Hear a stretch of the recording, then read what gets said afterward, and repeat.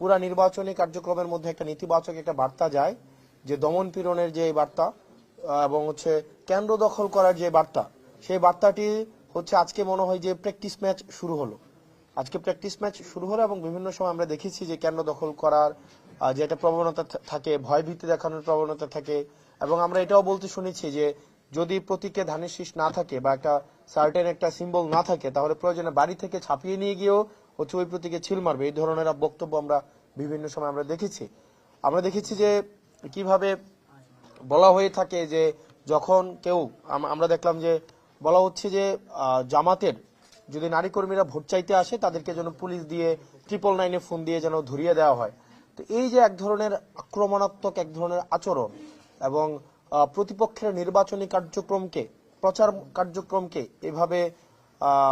আক্রমণ করার যে প্রবণতা, সেটি আসলে কতটা নির্বাচন দিন পর্যন্ত কতটা অংশগ্রহণমূলক নির্বাচন পরিচালিত হবে, সেটি নির্বাচন কমিশনের জন্য একটি চ্যালেঞ্জ বলে আমরা মনে করছি।